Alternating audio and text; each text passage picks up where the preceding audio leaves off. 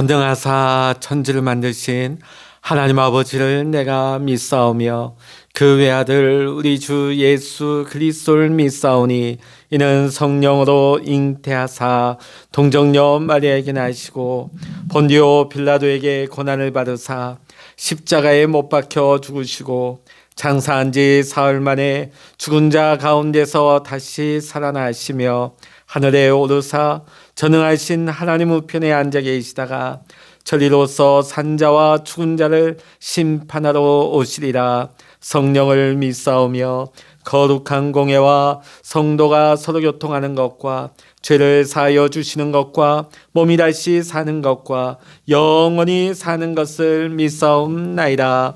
아멘. 찬송가 95장입니다. 찬송가 95장입니다. 나의 기쁨 나의 소망 되시며 나의 생명이 되신 주 밤낮 불러서 찬송을 드려도 늘 하신 마음 뿐일세. 나의 사모하는 선한 목자는 어느 꽃다운 동산에 양의 무리와 늘 함께 가셔서 기쁨을 함께 하실까. 길도 없이 거친 넓은 들에서 갈 길 못 찾아 애쓰며 이리저리로 헤매는 내 모양 저 원수 조롱하도다. 주의 자비롭고 화평한 얼굴 모든 천사도 반기며 주의 놀라운 진리의 말씀에 천지가 화답하도다. 나의 진정 사모하는 예수님 음성조차도 반갑고 나의 생명과 나의 참 소망은 오직 주 예수 뿐일세. 아멘. 이 시간 우리에게 주시는 하나님의 말씀 신약성서 마태복음 26장 1절로부터 16절까지입니다. 신약성서 45면 마태복음 26장 1절로부터 16절까지입니다. 같이 읽겠습니다. 예수께서 이 말씀을 다 마치시고 제자들에게 이르시되 너희가 아는 바와 같이 이틀이 지나면 유월절이라 인자가 십자가에 못 박히기 위하여 팔리리라 하시더라. 그때 대제사장들과 백성의 장로들이 가야바라 하는 대제사장의 관정에 모여 예수를 흉계로 잡아 죽이려고 의논하되 말하기를 밀란이 날까 하노니 명절에는 하지 말자 하더라. 예수께서 배단이 나병 환자 시몬의 집에 계실 때에 한 여자가 매우 귀한 향료 한 옥합을 가지고 나와서 식사하시는 예수의 머리에 부으니 제자들이 보고 분기하여 이르되 무슨 의도로 이것을 허비하느냐. 이것을 비싼 값에 팔아 가난한 자들에게 줄 수 있었겠도다 하거늘 예수께서 아시고 그들에게 이르시되 너희가 어찌하여 이 여자를 괴롭게 하느냐. 그가 내게 좋은 일을 하였느니라. 가난한 자들은 항상 너희와 함께 있거니와 나는 항상 함께 있지 아니하리라. 이 여자가 내 몸에 이 향유를 부은 것은 내 장례를 위하여 함이니라. 내가 진실로 너에게 이르노니 온 천하에 어디서든지 이 복음이 전파되는 곳에서는 이 여자가 행한 일도 말하여 그를 기억하리라 하시니라. 그때의 12 중에 하나인 가룟 유다라 하는 자가 대제사장들에게 가서 말하되 내가 예수를 너에게 넘겨주리니 얼마나 주려느냐 하니 그들이 은 30을 달아 주거늘 그가 그때부터 예수를 넘겨줄 기회를 찾더라. 아멘. 할렐루야. 오늘도 함께 기도하시는 우리 사랑하는 모든 믿음의 성도님들, 또 여러분의 가정, 여러분의 삶의 현장 위에 오늘도 하나님의 크신 은혜와 평강의 축복이 함께 하시기를 주의 이름으로 간절히 축원합니다. 오늘은 고난주간 특별 새벽기도의 세 번째 날입니다. 오늘은 수요일로서 예수님의 수요일 행적을 보게 되어지면 예수님을 잡아 죽이려고 하는 대제사장들과 장로들의 음모가 시작되는 것을 보게 되어집니다. 물론 예수님의 공생의 3년 동안 이들은 끊임없이 예수님에게 음모를 꾸미고 예수를 죽이려고 해왔지만은 그것이 본격적으로 구체화되는 것이 바로 이때였다 하는 것입니다. 자, 그런데 예수님의 어제에 비해서 예수님의 행적은 그렇게 많이 나와 있지 않습니다. 그래서 예수님은 주로 낮에 성전에서 말씀을 가르치시고 또 저녁에 쉬시고 그런 모습을 보게 되어집니다. 자, 오늘 1절과 2절에 보면 예수님께서 네 번째 자신의 순환 예고를 하고 계십니다. 예수님은 이때까지 자신의 십자가 순환을 네 번씩이나 거듭 예고해 오셨습니다. 자, 그런데 오늘 말씀을 보면 순환의 때와 그 방법까지도 구체적으로 언급하시는 것으로 보아 예수님의 이 십자가 사건은 결코 우발적인 사건이 아니라 하는 것을 볼 수 있는 것입니다.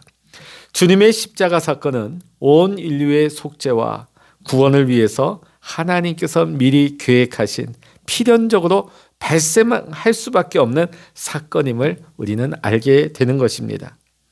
자, 그런데 오늘 우리가 주목할 것은 주님께서 주님의 십자가 이 순환 사건을 이 시점을 유월절과 결부시키고 있다는 것입니다. 유월절은 당시 이스라엘의 가장 큰 민족의 명절입니다. 유월절이 어떤 날입니까? 출애굽할 때의 마지막 10번째 재앙, 애굽의 모든 집의 장자가 죽어나가는 죽음의 사자가 그들의 집에 들어가서 장자가 죽는 엄청난 사건이 벌어질 때였습니다. 그러나 하나님의 말씀대로 양을 잡아서 그 피를 문설주와 문인방에 바른 이스라엘의 집에는 모두가 이 재앙으로부터 벗어나게 된 것이죠. 이 일로 말미암아 결국은 그 강팍했던 애굽의 바로 왕도 두 손 들게 되고 애굽인들은 자신들의 폐물까지 귀한 보물 다 꺼내주면서까지 빨리 이 땅에서 떠나갈 것을 요청하고 있는 것이죠. 자, 그러면 주님은 왜 유월절과 주님의 이 십자가 사건을 결부시키고 있을까요? 이 두 공통점은 뭐냐면 어린 양의 피라는 것입니다. 어린 양의 피를 통해 이스라엘의 백성들이 애굽에서 구원받은 것처럼 예수님께서 유월절에 어린 양이 되어주셔서 대속의 피를 흘리심으로 죄인들이 구원받는 것을 뜻하는 것이기 때문입니다.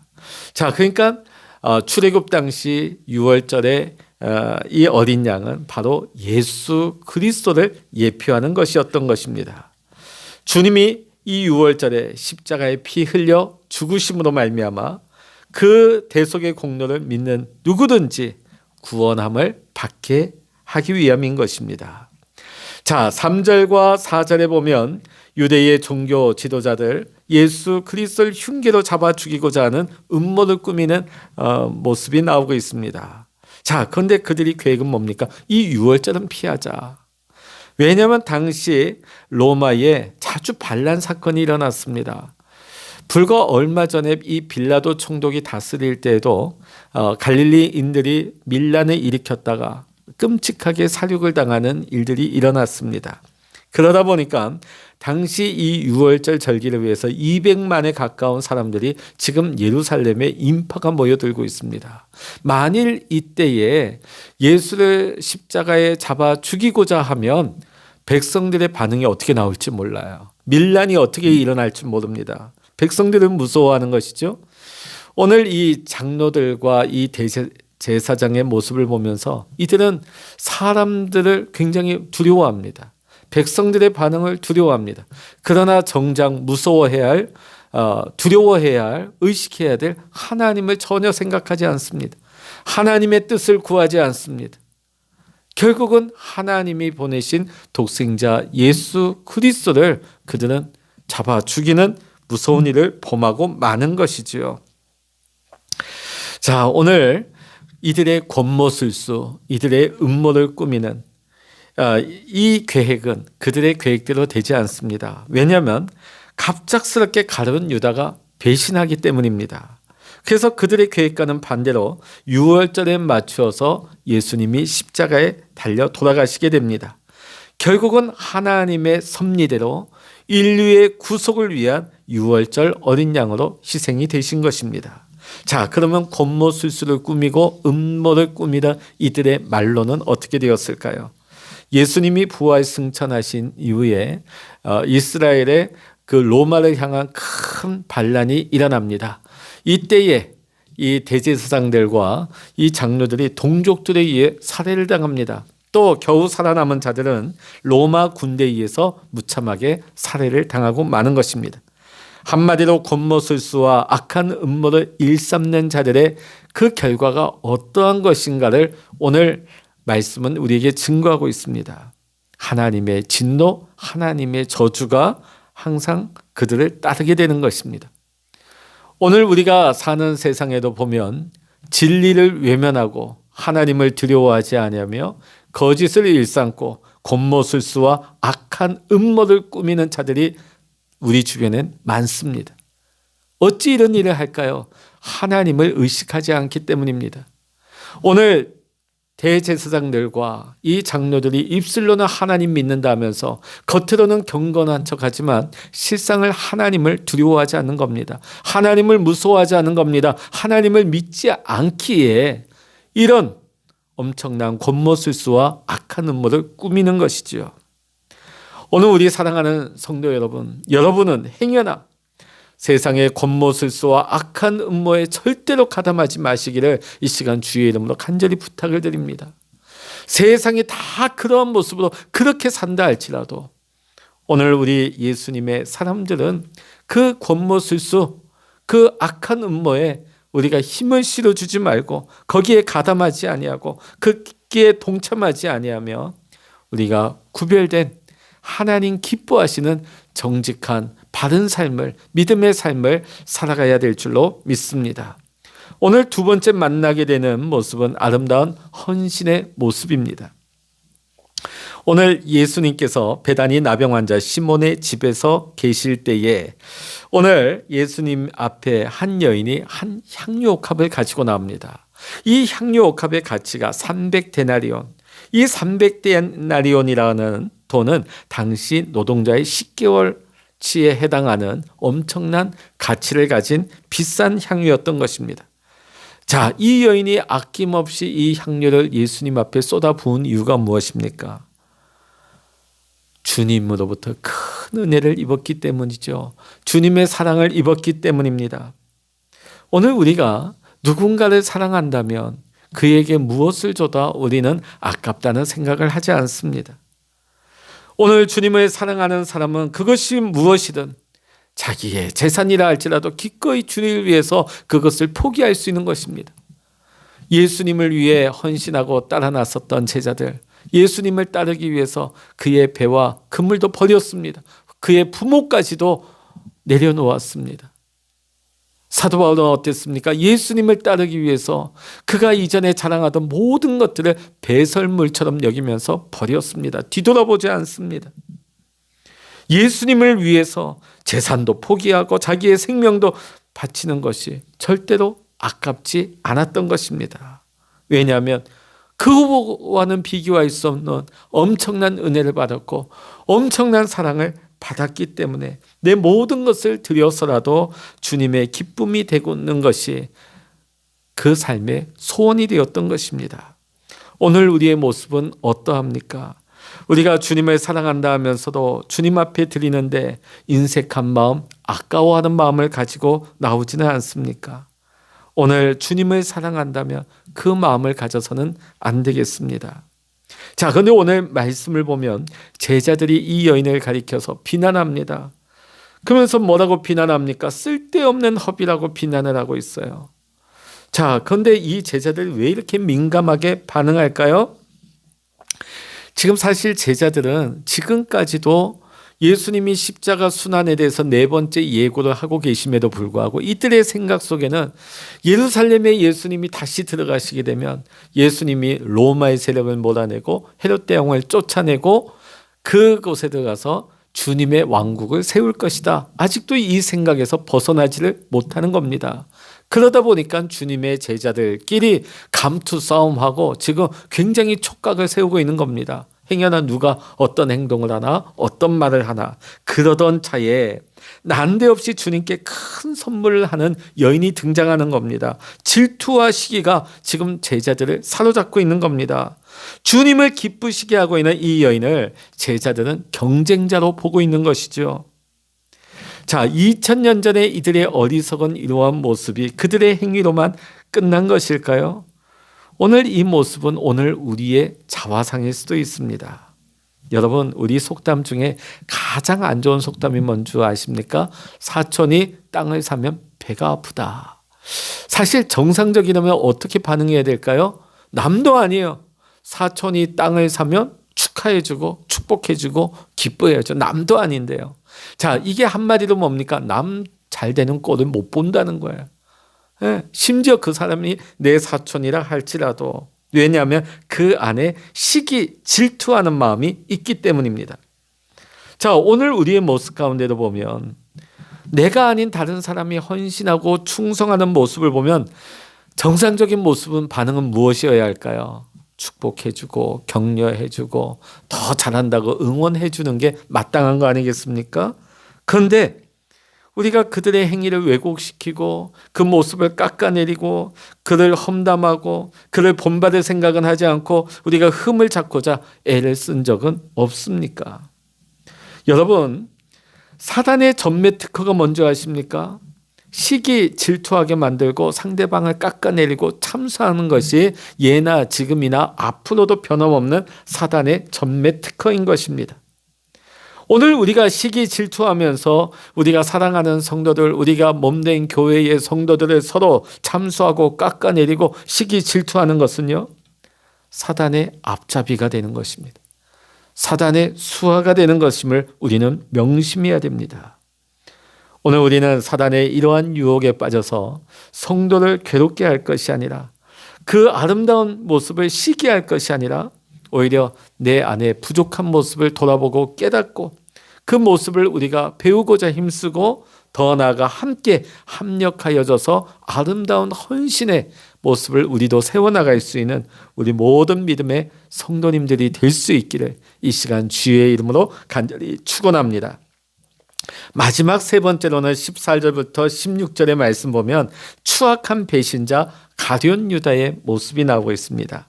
자, 우리 14절부터 16절까지 한번 읽어보십니다. 시작. 그때의 12 중에 하나인 가룟 유다라 하는 자가 대제사장들에게 가서 말하되 내가 예수를 너에게 넘겨주리니 얼마나 주려느냐 하느니 그들이 은 30을 달아주거늘 그가 그때부터 예수를 넘겨줄 기회를 찾더라. 아멘. 자, 오늘 여기 말씀은 가룟 유다를 가리켜서 12 중에 하나다. 자, 당시에 예수님을 따르는 많은 제자들 중에 이 12 제자는 핵심 제자입니다. 그들은 주님께로부터 권능을 받아서 3년 동안 복음 사역을 주님과 함께 행했던 주님의 가장 핵심 제자라는 것이죠. 주님과 동고동락하면서 주님의 은혜를 받고 말씀의 가르침을 받고 수많은 기적을 경험해 왔습니다. 그 중에 12 중에 하나인 가룟 유다가 지금 예수님을 단돈 은 30에 팔아버리고 배신하고 있습니다. 자, 오늘 말씀은 그 동기를 가리켜서 돈이라고 하지 않습니다. 어떤 감정이다, 어떤 현상이다, 현실을 말하지 않습니다. 그 동기가 어디에 있습니까? 사단이다. 사단이 그의 마음에 예수를 팔려는 생각을 심었다는 것이에요. 첫사람 아담으로부터 지금 현재 또 앞으로 하나님의 나라가 이 땅 가운데 임할 때까지 변함없는 팩트는 뭐냐면요, 이 땅 위에서 사단의 죄의 유혹을 받지 않을 사람은 단 한 사람도 없다는 것입니다. 사단은 불신자만 찾아가는 것이 아닙니다. 불의한 자만 찾아가는 것이 아니에요. 사단은요, 심지어 예수님에게도 찾아왔습니다. 예수님까지도 넘어뜨리려고 유혹했습니다. 자, 그렇다고 한다면 12 제자는 별로 놀랄 일도 아닌 것이죠. 사단은요, 남녀노소 신앙의 연륜, 직분하고 아무 상관없습니다. 누구에게나 역사하며 누구라도 유혹하고 누구라도 넘어뜨려 배신자로 만들 수가 있는 것입니다.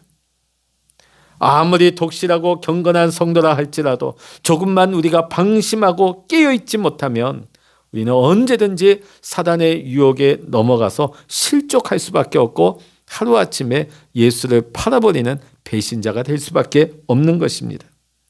오늘 우리는 늘 깨어 있어야 합니다. 늘 죄를 분별할 수 있어야 됩니다. 왜 그래야 될까요? 늘 우는 사자와 같이 이 원수 사단 마귀들이 우리 주변을 배회하고 있어요.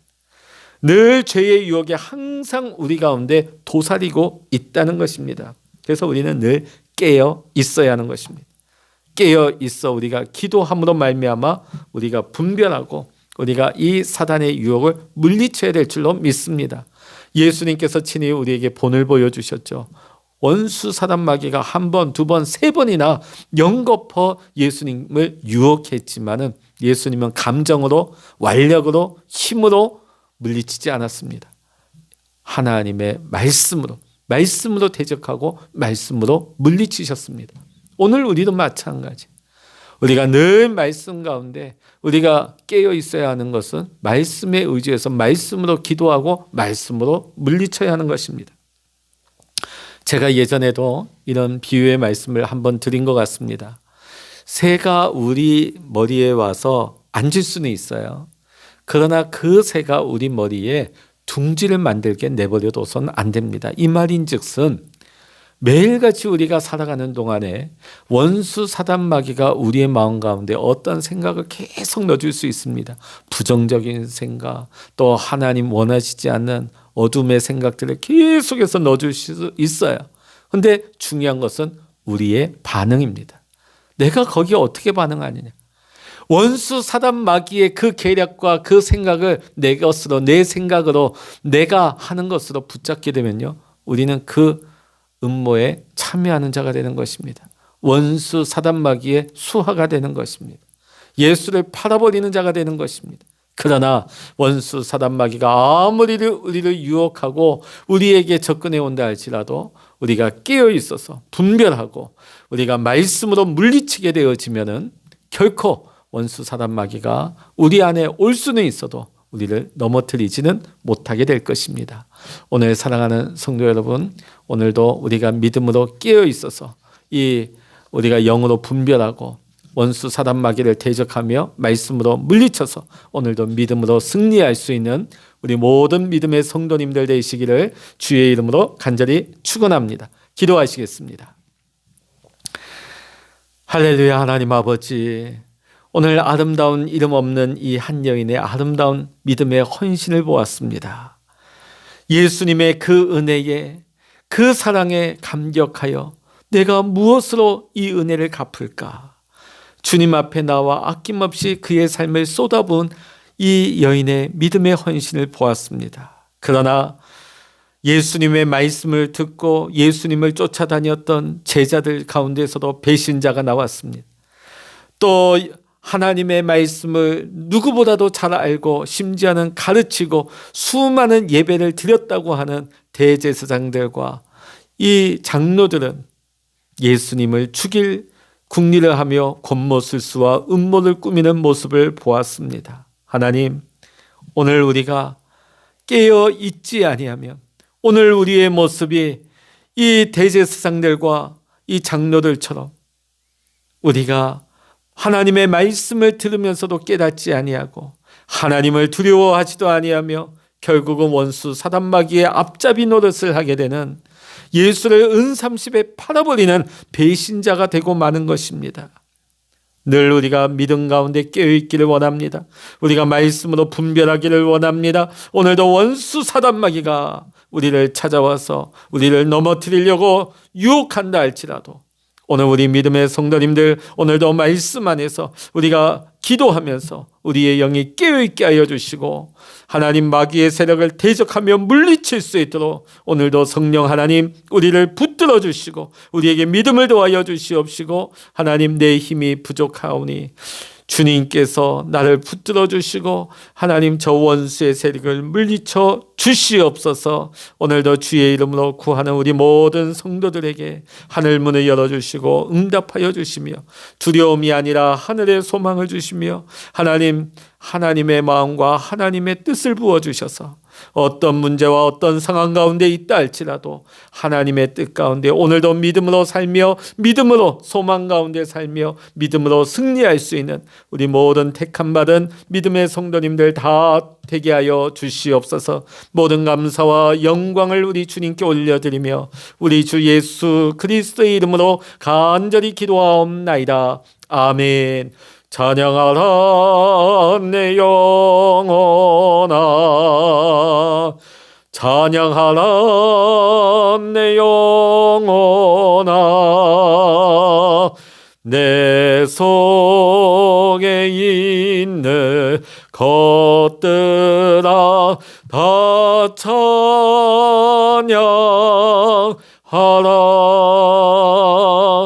기도하라 내 영혼아, 기도하라 내 영혼아, 내 속에 있는 것들아 다 기도하라. 주여 일창을 합심하여 기도하십니다. 주여